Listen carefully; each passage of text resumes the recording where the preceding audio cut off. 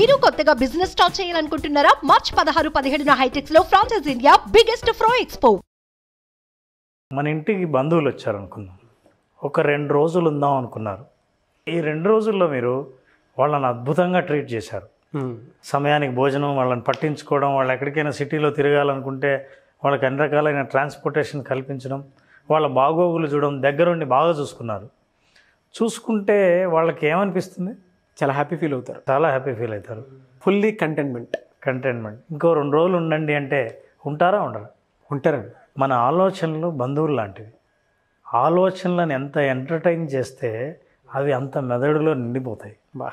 ఈ ఆలోచనలను ఊరికే అబ్జర్వ్ చేస్తే, ఫర్ ఎగ్జాంపుల్ మనకు నచ్చని బంధువులు ఇంటికి వచ్చారనుకోండి, వాళ్ళు 4 రోజులు ఉందామని వచ్చిన వాళ్ళని 2 రోజుల్లోంచి ఎలా పంపించాలో తెలియదా అండి? పంపాల్సిన వాళ్ళకి తెలుసు.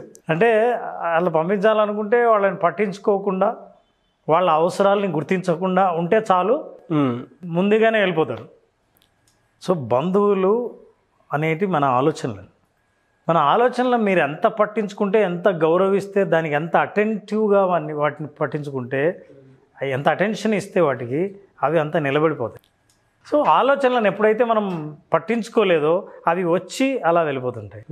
వాళ్ళు ఎందుకు మైండ్ఫుల్నెస్కు దీనికి సంబంధం అంటే, మన బ్రెయిన్ మన వయసు పెరిగే కొద్దీ అనేక రకాల ఆలోచనలతో తిరుగుతూ ఉంటాయి.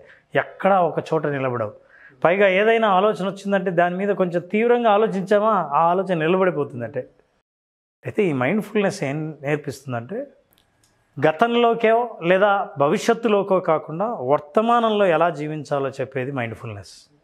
అసలు ప్రస్తుతం మీరు చేస్తున్న పని ఏంటో దాన్ని మీరు ఆస్వాదిస్తున్నారా లేదా అని చేసేది. ఇప్పుడు ఇందాక మనం ఫీడ్బ్యాక్లో విన్నాం, కొంతమంది ఆ కారు తీస్తున్నప్పుడు ఆ వాసన కానీ, ఆ టచ్ కానీ, ఆ భావం కానీ, ఇవన్నీ మైండ్ఫుల్నెస్. వాళ్ళన్నీ ఆస్వాదించారు, విజువలైజేషన్లోనే ఆస్వాదించారు. అవును. దురదృష్టవశాత్తు ఏంటంటే మనం రియల్గా కూడా ఆస్వాదించలేకపోతున్నాం. నిజంగా మీరు కారులో కూర్చున్నా, నిజంగా మీరు ఆనందం అనుభవిస్తున్నా, వాటి ఫీలింగ్, సెన్సేషన్ కూడా మనం మర్చిపోయాం. ఎందుకంటే పళ్ళు తోముకుంటూ ఏం ఆలోచిస్తాం? ఇవాళ టిఫిన్ ఏంటి, ఆఫీస్కి వెళ్ళి ఏం చేయాలి, ఇవాళ ఏమేమి పనులు ఉన్నాయి అని ఆలోచిస్తాం. టిఫిన్ చేస్తుండగా పోనీ టిఫిన్ గురించి ఆలోచిస్తారా? ఆఫీస్కి వెళ్ళిపోవాలి లేదా బిజినెస్కి వెళ్ళిపోవాలి. ఎక్కడికైనా ప్రయాణం చేస్తుంటే, ట్రావెల్ చేస్తుంటే మనం వెళ్ళిపోగలమా లేదా, ఏమవుతుంది ఈరోజునే ఆలోచిస్తుంటారు. అక్కడికి వెళ్ళిన తర్వాత ఇంకోటి ఆలోచిస్తాం. కాలేజీ చదువులు అయిపోయిన తర్వాత, అరే కాలేజీ చదువులు, స్కూల్ చదువులు చాలా బాగుండేవి కదా, మంచి రోజులు కదా అని అంటారు. చిన్నప్పుడేమో ఎప్పుడెప్పుడు పెళ్ళి అవుతుందా, ఎప్పుడెప్పుడు పెద్ద అవుతామా ఆలోచిస్తారు. సో ఎప్పుడు ఉన్న స్థితిని గురించి, ప్రస్తుతం గురించి, వర్తమానం గురించి ఆలోచన చాలా తక్కువ. మన మనసు ఎప్పుడు ప్రయాణం చేస్తూ ఉంటుంది గతంలోకి, భవిష్యత్తులోకి. అయితే వర్తమానంలో మనం ఉంటున్న ఫీల్ని, ప్రతి ఫీల్ని ఎలా ఆస్వాదించాలి అని చెప్పేదే మైండ్ఫుల్నెస్.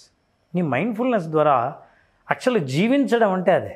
అవును. ఫర్ ఎగ్జాంపుల్ మీరు భోజనం చేస్తే కొంతమంది నేను చూశాను, ఒక ముద్ద నోట్లో పెట్టుకుంటూనే ఏదైనా ఒక ఐటెం రుచి చూస్తూనే, వాళ్ళకి ఇస్తే వెంటనే కాసేపు ఇట్లా కళ్ళు మూసుకొని ఇందులో ఏమేం కలిపారంటే అని చెబుతారు.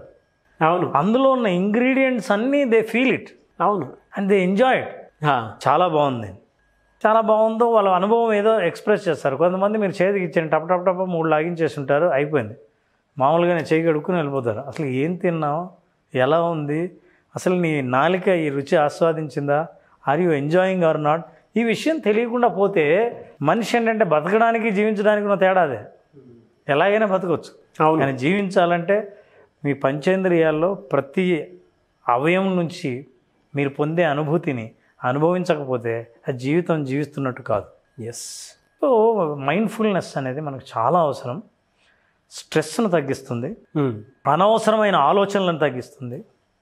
మైండ్ఫుల్నెస్ అనేది ఒక రకమైన మెడిటేషన్. స్వీట్గా ఉంది సార్ వినటానికి. ఈ మెడిటేషన్లో కూర్చున్న తర్వాత మనిషి తను ఏం చేస్తున్నా ప్రతి అనుభూతిని శరీరం అందుకుంటుంది, ప్రతిదీ ఎంజాయ్ చేస్తాం జీవితంలో, ప్రతి క్షణాన్ని.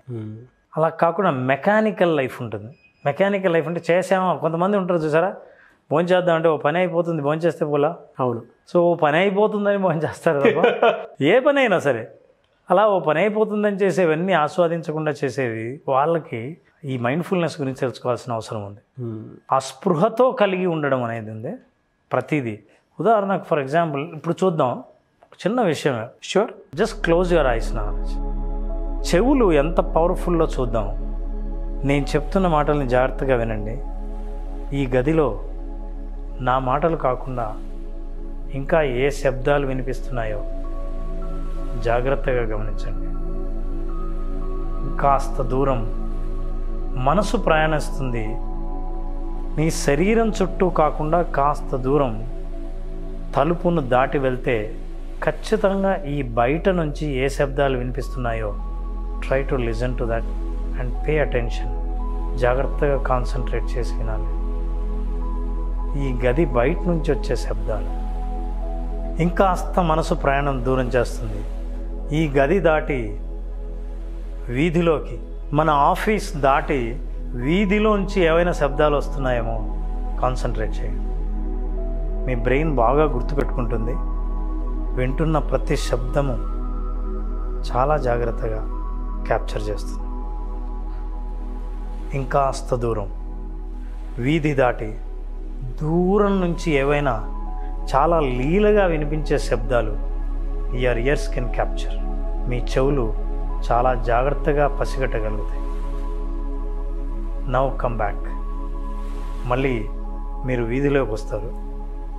వీధి శబ్దాలు వినిపిస్తాయి. వీధి నుంచి మెల్లిగా గది దగ్గరికి వచ్చారు. కరెక్ట్గా మన గది తలుపు బయట అక్కడి నుంచి వచ్చే శబ్దాలను వినండి. మనసు ట్రావెల్ చేస్తోంది. ఆ తలుపు దగ్గర నుంచి మెల్లిగా మీ దగ్గరికి వచ్చింది. ఇప్పుడు మీ శరీరానికి అతి దగ్గరగా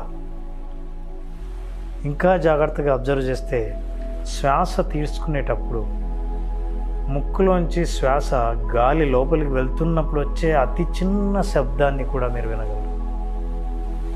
కాస్త లోపలికి వెళ్తే గుండె కొట్టుకోవడం మీకు తెలుస్తూ ఉంటుంది.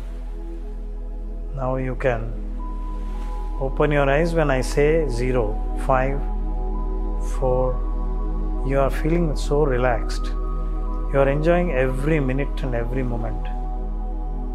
3, 2. మీరు కళ్ళు తెరిచిన తర్వాత ఈ ప్రపంచం చాలా కొత్తగా ఫ్రెష్గా అనిపిస్తుంది. 1, 0. మళ్ళీగా కళ్ళు తెరవండి.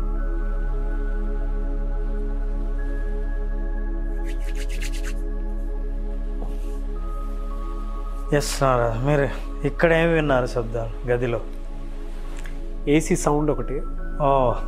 నాకు తెలిసి అరవింద్ అటు ఇటు తిరిగినట్టున్నాడు, అదొకటి వినిపించింది. కెమెరామెన్ తర్వాత బయట శబ్దాలు కొన్ని లోపలికి వినిపిస్తున్నాయి. అంటే కార్ అవి ఉంటాయి చూసారా, అవి కూడా కొన్ని వీధిలోంచి కొన్ని వినిపించాయి.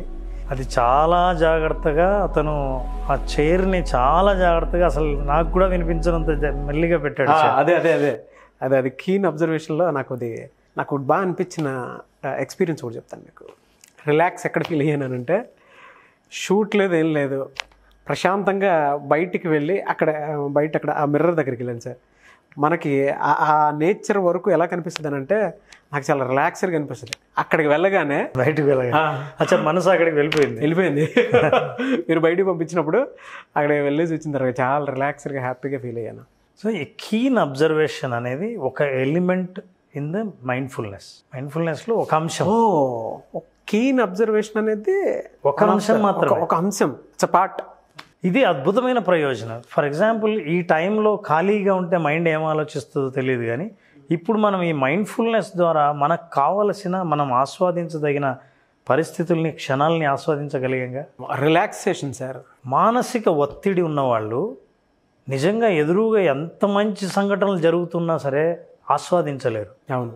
మీరు చూడండి, ఎవరైనా ఒక వ్యక్తికి ఇంట్లో చాలా బాధలు ఉన్నాయి, అవన్నీ గుర్తొస్తుంటే మీరు వచ్చి స్వీట్ అందిస్తే వద్దంటాడు. ఈ కెనాట్ ఎంజాయ్. మీరు నోట్లో పెట్టుకున్నా మెకానికల్గా బలవంతంగా తింటాడు. కానీ ఈ మైండ్ఫుల్నెస్ తెలిసినప్పుడు ఏమవుతుందంటే, ఈ ఆలోచనల నుంచి బయటకు వచ్చి ప్రస్తుతం నేను చేస్తున్న పని ఏదో దాని మీద దృష్టి కేంద్రీకరించడం ద్వారా మీ ఒత్తిడి బాగా తగ్గి, మానసిక ఒత్తిడి, ప్రశాంతమైన ఆలోచనలు మీరు పొందే అవకాశం ఉంది. వర్తమానం మీద ఫోకస్ చేయాల్సిన అవసరం ఉంది. రెండో ప్రయోజనం, చాలాసార్లు మనం రోజంతా మనం చేయక్కర్లేదు, మైండ్ఫుల్నెస్ ఉండడం చాలా కష్టం. అవును. అది చాలా అనుభవజ్ఞులు మైండ్ఫుల్నెస్ న్యాచురల్గా ఏం చేస్తున్నా జాగ్రత్తగా వింటారు. రిలేషన్షిప్ కమ్యూనికేషన్లో మైండ్ఫుల్నెస్ ఉన్న వాళ్ళు మీరు మాట్లాడుతున్న ప్రతి మాటను శ్రద్ధగా వింటారు. ఇందాక నేను ఇన్స్ట్రక్షన్ ఇచ్చినప్పుడు నా మాటలు తప్ప వేరేవేవి వినిపించవు. ఈ మైండ్ఫుల్నెస్తో విన్నప్పుడు అవతల వాళ్ళని అసలు మీరు కొత్తగా అర్థం చేసుకోవడం మొదలు పెడతారు. అవును. అరే ఇన్నాళ్ళు నాకు అర్థం కాలేదు, మాట్లాడుతుంటే నువ్వేనా మాట్లాడేది అన్నట్టుంది, ఎందుకంటే ఇంతవరకు వినలేదు. అవును. ఇప్పుడు మైండ్ఫుల్నెస్ ద్వారా ప్రతి పదాన్ని జాగ్రత్తగా వినడం ద్వారా మిమ్మల్ని ఇంకా బాగా అర్థం చేసుకునే అవకాశం వచ్చింది నాకు. ఇంకో ప్రయోజనం మైండ్ఫుల్నెస్ ద్వారా ఎస్. సో రిలేషన్షిప్ బాగా ఉంది, ఒత్తిడి తగ్గుతుంది, ఆందోళన ఉండదు. ఆందోళన ఒత్తిడి ఎప్పుడు కలుగుతుందంటే గతం గురించి ఆలోచిస్తే ఒత్తిడి. అవును. జరిగిన ఘటనలన్నీ మనకు అన్నీ మంచివే ఉండక్కర్లేదు, బ్రెయిన్ ఆటోమేటిక్గా నెగిటివ్గానే ఆలోచించడం మొదలు పెడితే వెనక్కి వెళ్ళి వాటిని ఆలోచించినప్పుడు ప్రతిసారి మనకు మానసిక ఒత్తిడి కలుగుతుంది. అవునండి. ఇక ఆందోళన ఎప్పుడంటే భవిష్యత్తు గురించి ఆలోచించడం. అందుకే past is the history, future is the mystery, but present is the present. అందుకే అన్నారు ప్రజెంటేషన్ అంటే గిఫ్ట్. అవును. ఆ గిఫ్ట్ని మీరు ఎంజాయ్ చేయకపోతే చేతిలో ఉన్న గిఫ్ట్ సమయాన్ని ఒక్కసారి గడిచిపోయిన తర్వాత ఒక్క క్షణం కూడా వెనక్కి రాదు. అవును. ఇలాంటి పరిస్థితుల్లో మనం మైండ్ఫుల్నెస్ గురించి బాగా తెలుసుకొని ప్రాక్టీస్ చేయాల్సిన అవసరం ఉంది. మీ భోజనాన్ని ఎంజాయ్ చేయాలన్నా, మీ రిలేషన్షిప్లో మీరు బాగా అర్థం చేసుకోవాలన్నా, మీ మానసిక ఒత్తిడి నుంచి బయటికి రావాలన్నా, ఆందోళనను దూరం చేయాలన్నా మైండ్ఫుల్నెస్ చాలా అద్భుతంగా పనిచేస్తుంది. అవును. స్థితప్రజ్ఞత అనేటువంటిది కలగాలి అని అంటే మైండ్ఫుల్నెస్ మీద నిజంగా ఫోకస్ చేయాల్సినటువంటి అవసరం చాలా ఉంది. మీరు చెప్పినట్లు ప్రజెంట్ని ఎంజాయ్ చేయగలటం. స్థితప్రజ్ఞత అంటే గుర్తొచ్చింది నాకు. ఆలోచనలు చేస్తున్నప్పుడు మనిషికి మనిషి జడ్జి చేసుకుంటాడు. అవునా ఇలా, ఓహో నాకు ఇలాంటి భవిష్యత్తు ఉందా కొంపదీసి, అందుకే అయి ఉంటుందా గతం అని ఇలా ప్రతిసారి మనిషి ఆందోళనతోనూ ఒత్తిడితోనూ ఆలోచిస్తుంటే ఆ ఆలోచనలు ఎక్కడెక్కడికో పోతాయి. అవును. కానీ మైండ్ఫుల్నెస్లో ఉన్న రూల్ ఏంటంటే ఎప్పుడైతే మీరు మైండ్ఫుల్నెస్లో ఉన్నారో ఆలోచనలు రావని కాదు, తప్పకుండా వస్తాయి, కానీ ఆ ఆలోచనలు జడ్జి చేయడం మానేయాలి. ఎస్. అసలు ఎందుకు వచ్చాయి, ఇవి ఎక్కడికి దారితీస్తాయి అని జడ్జి చేయడం మీరు ఎప్పుడైతే మొదలు పెడతారో ఆ ఆలోచనలు అతుక్కుంటారు. ఇందాక చెప్పాను బంధువుల్లాగా ఉంటాయి. అలా కాకుండా లెట్ ఇట్ గో. వచ్చాయి రానియండి. ఈ ఆలోచన రాకూడదే, అవును వీడెందుకు గుర్తుకొచ్చాడు ఇలా అనిపిస్తూ ఉంటుంది. వస్తే రానివ్వండి, మీరు అలాగే ఉండండి, ఆ ఆలోచన రానివ్వండి, వచ్చింది వచ్చినట్లు పోతుంది. మీరు పట్టించుకోకపోతే, ఆ పట్టించుకోకపోవడం ఊరికే అబ్జర్వ్ చేయడం మాత్రమే ప్రాక్టీస్ చేయాల్సి ఉంది ఈ మైండ్ఫుల్నెస్లో. అలా చేస్తే ఈ ప్రయోజనం కూడా ఉంది. జడ్జి చేయకుండా ఉండటం వల్ల మన పర్సనాలిటీని మనమే బ్లేమ్ చేయడం ఆపేస్తాం. ఎస్. దాంతో మైండ్ఫుల్నెస్ వల్ల కలిగే అనేక ప్రయోజనాలు మనకు మనమే మన ప్రయోజనాలు సృష్టించుకొని ఆ ప్రయోజనాలతో మనం మన జీవిత లక్ష్యాన్ని సాధించుకోవచ్చు. యాజ్ యూజువల్ చాలా బాగుంది సార్. అయితే మైండ్ఫుల్నెస్ని పెంచుకోవాలి అని అంటే థాట్ ఎలా డెవలప్ చేసుకోవాల్సినటువంటి అవసరం ఉందంటారు? గుడ్ క్వశ్చన్ నారాజు. అసలు ఈ మైండ్ఫుల్నెస్ గురించి ఒకసారి హార్వర్డ్ యూనివర్సిటీలో ఇద్దరు రీసెర్చర్స్ 2000 మంది స్టూడెంట్స్ మీద ఒక స్టడీని కండక్ట్ చేశారు. స్టడీలో తేలింది ఏంటంటే ఒక రోజులో వాళ్ళు మేలుకున్న గంటల్లో 47% డిస్ట్రాక్ట్ అవుతున్నారు అని అర్థమైంది. దాదాపు 6%, 50% people they are distracting from their thoughts. Feelings, behaviours, thoughts నుంచి డిస్ట్రాక్ట్ అవుతున్నట్టు ఈ రీసెర్చ్ చెప్పింది. అంటే మైండ్ఫుల్నెస్ లేకపోవడం ఎంతవరకు లేదో అని కనుక్కోవడానికి రీసెర్చ్ చేశారు. మరి ఇది ఇలా పెంచుకోవాలంటే ఎలా అంటే, రోజులో ఏదైనా ఒక చోట ఏకాంతంగా కూర్చున్న తర్వాత వాళ్ళు ఏదైనా సరే ఒక పని, ఒక టీ తాగడమో, ఒక పుస్తకం చదవడమో, ప్రకృతిని పరికించడమో అలా చేస్తే ప్రతి క్షణం మీరు ఏం అబ్జర్వ్ చేస్తున్నారో, ఏం ఆస్వాదిస్తున్నారో, మీరు ఏం టచ్ చేస్తున్నారో, మీకు ఏ భావనలు కలుగుతున్నాయో, మీ చర్మం ఎటువంటి ఫీలింగ్స్ గురి అవుతుందో వీటన్నిటినీ కనీసం ఒక నిమిషం 2 నిమిషాల పాటు అబ్జర్వ్ చేయండి. అంటే 2 నిమిషాల పాటు మీ థాట్స్ని మీరు అరెస్ట్ చేయడం కూడా అంత ఈజీ కాదు. అవును. సో పరీక్షగా మీరు ఈ ప్రయత్నం చేయండి. రోజు కనీసం ఏదో ఒక సమయంలో మీకు ఇంకా వేరే పనులు ఇప్పుడు ఏం లేవు అని అనుకున్నప్పుడు కాసేపు అలా కూర్చొని ఆ టైంని మెల్లిగా పెంచుతూ వెళ్ళొచ్చు. అప్పుడు తెలుస్తుంది వర్తమానంలో, ప్రస్తుతంలో జీవించడంలో ఉన్న గొప్పతనం ఏంటో. ఎస్.